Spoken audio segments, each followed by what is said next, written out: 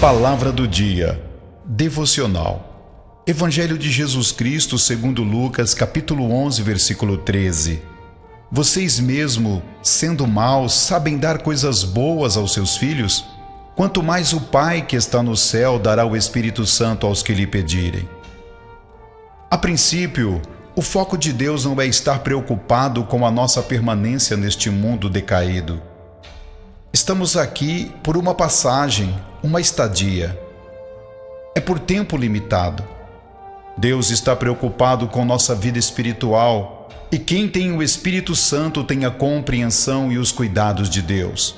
E por isso, vivem em obediência à santa palavra do Senhor. Vejamos o que o apóstolo Pedro diz na primeira epístola que ele escreveu, capítulo 2, versículo do 11 ao 12. Queridos amigos, lembrem que vocês são estrangeiros de passagem por este mundo. Peço, portanto, que evitem as paixões carnais que estão sempre em guerra contra a alma. A conduta de vocês entre os pagãos deve ser boa, para que, quando eles os acusarem de criminosos, tenham de reconhecer que vocês praticam boas ações, e assim louvem a Deus no dia da sua vinda.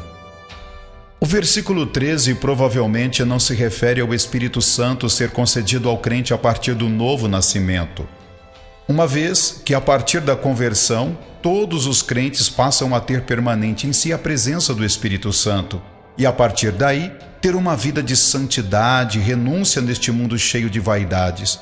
É o que diz o Evangelho de Jesus Cristo segundo João, capítulo 3, versículo de número 3. Jesus respondeu: Eu afirmo ao Senhor que isto é verdade. Ninguém pode ver o reino de Deus se não nascer de novo. Apóstolo Paulo escreve uma carta aos Romanos no capítulo 8, versículo do 9 ao 10, que diz: Vocês, porém, não vivem como manda a natureza humana, mas como o Espírito de Deus quer, se é que o Espírito de Deus vive realmente em vocês. Quem não tem o Espírito de Cristo não pertence a Ele. Mas se Cristo vive em vocês, então, embora o corpo de vocês vá morrer por causa do pecado, o Espírito de Deus é vida para vocês, porque vocês foram aceitos por Deus. Quem é de Jesus verdadeiramente não usa o seu corpo para as práticas pecaminosas, mas sim para a glória de Deus. É o que diz a primeira carta que o apóstolo Paulo escreveu aos Coríntios, capítulo 6, versículo do 19 ao 20. Será que vocês não sabem que o corpo de vocês é o templo do Espírito Santo que vive em vocês e lhes foi dado por Deus? Vocês não pertencem a vocês mesmos, mas a Deus, pois Ele os comprou e pagou o preço. Portanto, usem o seu corpo para a glória dele.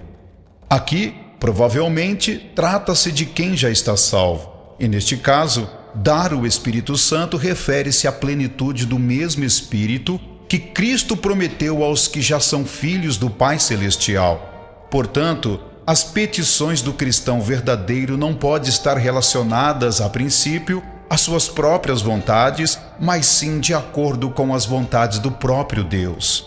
Vejamos o que diz o Evangelho de Jesus Cristo segundo João, no capítulo 6, versículo do 35 ao 40. Pois eu desci do céu para fazer a vontade daquele que me enviou, e não para fazer a minha própria vontade. E a vontade de quem me enviou é esta: que nenhum daqueles que o Pai me deu se perca, mas que eu ressuscite todos no último dia. Pois a vontade do meu Pai é que todos os que veem o Filho e creem nele tenham a vida eterna, e no último dia eu os ressuscitarei. Jesus respondeu: Eu sou o pão da vida. Quem vem a mim nunca terá fome, e quem crê em mim nunca mais terá sede. Mas eu já disse que vocês não creem em mim, embora estejam me vendo. Todos aqueles que o Pai me dá virão a mim, e de modo nenhum jogarei fora aqueles que vierem a mim. Viver em Cristo é fazer a vontade dele. Você faz a vontade de Jesus? Se faz, fique tranquilo. Ele está com quem é obediente à vontade do Pai. A paz do Senhor Jesus Cristo. Amém.